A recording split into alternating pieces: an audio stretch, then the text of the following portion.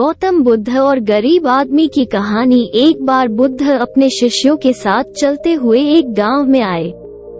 उन्होंने अपने शिष्यों के साथ कुछ दिनों के लिए गांव में रहने का फैसला किया। यह खबर गांव में आग की तरह फैल गई कि गौतम बुद्ध उनके गांव आए हैं। लोग बुद्ध को देखने आने लगे और वे अपनी समस्याओं का समाधान पूछने लगे। बुद्ध भी उन्हें उनकी समस्याओं के सभी समाधान दे रहे थे। इस बीच एक ग्रामीण ने बुद्ध से कहा, हे भगवान, हम सभी गांव में कड़ी मेहनत करके अपना जीवन यापन करते हैं और हम धन्यवाद करते हैं, उसने हमें जो कुछ भी दिया है उसके लिए सर्वशक्तिमान है।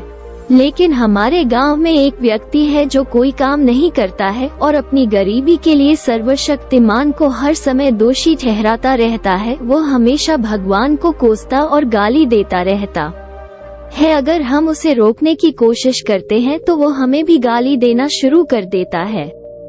हमें समझ में नहीं आ रहा है कि क्या करें। बुद्ध मुस्कुराते हुए कहा, आप लोग कृपया उसे मेरे पास ले आओ। एक ग्रामीण ने कहा, तथागत, वो व्यक्ति बहुत कठोर है, वो आपको गाली भी दे सकता है और हम उसे आपका अपमान करते नहीं देख सकते, इसलिए उसे यहाँ बुलाना उचित नहीं है। बुद्ध मुस्कुराए और कहा, चिंता मत करो, तुम उसे यहाँ लाओ। उससे कहो कि भगवान बुद्ध तुम्हारी समस्याओं का समाधान कर सकते हैं। गांव वाले उसे पहले लाने गए। उस व्यक्ति ने जाने से इनकार कर दिया और कहने लगा, बुद्ध पाखंडी हैं, वे सभी नकली हैं, मैं किसी के पास नहीं जाऊंगा। लेकिन जब कुछ ग्रामीणों ने उन्हें बताया कि बुद्ध आपकी समस्या का समाधान कर सकते हैं तो वो बुद्ध के पास जाने पर सहमत हुए। वो व्यक्ति बुद्ध को देखता रहा और कहा, आपने मुझे यह क्यों बुलाया है? क्या आप मुझे बताना चाहते हैं, क्या आप भी चाहते हैं कि मैं सर्वशक्तिमान को गाली न दूं? जो उन्होंने मुझे दिया है वह मुझे गाली क्यों न दे? उसने मुझे यह बेकार शरीर दिया, लेकिन शरीर के लिए धन की भी आवश्यकता है। सर्वशक्तिमान ने क्यों नहीं दिया मुझे पैसे? मैं इस बेकार शरीर के साथ क्या करना चाहिए? अगर आप मेरी पैसे की समस्या को हल कर सकते हैं तो यह ठीक है, अन्यथा अपनी बोरी पैक करें और इस गांव से बाहर निकले। मुझे पता है कि सभी भिक्षु नकली है। बुद्ध और गरीब आदमी की कहानी। बुद्ध उसको सुनकर गुस्सा होने के बजाय मुस्कुरा रहे थे। रसन का शब्द। बुद्ध ने उस व्यक्ति से कहा, मेरे दोस्त, मैं न तो आपसे ईश्वर में विश्वास करने के लिए कह रहा हूँ और न ही आपको उस पर विश्वास न करने के लिए कह रहा हूँ। किसी व्यक्ति के सुख दुख का कारण उसका अपना कर्म है, इसलिए यदि आप कड़ी मेहनत करते हैं तो किसी और को कोसने के बजाय तो आपकी पैसे की समस्या हल हो सकती है।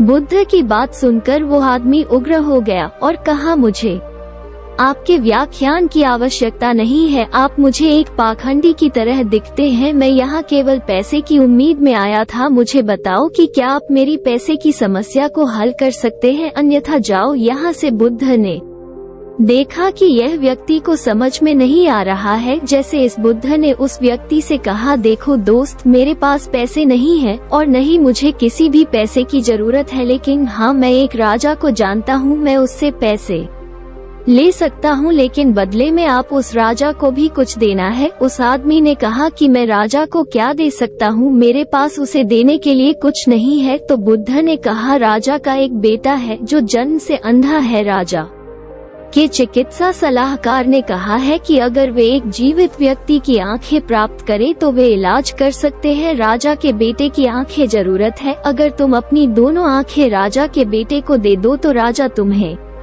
तुम्हारे वजन के बराबर सोने के सिक्के देगा और फिर तुम इनसे अपना जीवन जी सकते हो। बाद में उस व्यक्ति ने क्रोधित होकर कहा कि तुम क्या कह रहे हो, मुझे अपनी आंखें देनी होंगी, मैं अपनी आंखें किसी को क्यों दूं? आदमी ने कहा, हाँ, मुझे पैसे की जरूरत है, लेकिन इसका मतलब यह नहीं है कि मैं पैसे के लिए अपनी आंखें बेचूंगा। अगर मेरे पास आंखें नहीं होंगी तो मैं पैसे का क्या करूं? बुद्ध ने कहा, ठीक है, अगर दोनों आंखें नहीं दे सकते तो कम से कम एक दे सकते हो। तुम्हारी एक आंख की भी मैं तुम्हें राजा से तुम्हारे वजन के बराबर सोने के सिक्के दिला सकता हूँ। उस आदमी ने कहा, क्या तुम पागल हो गए हो? मैं सोने के सिक्कों के बदले में अपनी एक आंख भी नहीं दूंगा। मेरी आंखें अनमोल हैं, मैं अपनी कीमती आंख कैसे बेच सकता हूँ। बुद्ध ने कहा, अगर आपको बदले में पैसे चाहिए तो राजा को आपको कुछ देना होगा। वो आदमी ने कहा, मेरी आंखें अनमोल हैं, आप कृपया इस मामले को छोड़ दें, मुझे पैसे की जरूरत नहीं है, मैं किसी भी कीमत पर अपनी आंखें बेचना नहीं चाहता। यह सुनकर बुद्ध ने कहा, मेरे प्यारे दोस्त, अभी कुछ क्षण पहले आप अपने शरीर को बेकार कह रहे थे, लेकिन अब आप कह रहे हैं कि आपकी आंखें कीमती हैं। आपकी आंखें आपके शरीर का एक छोटा सा हिस्सा है। अगर आपकी आंखें अनमोल हैं तो आपका शरीर कैसे बेकार हो सकता है।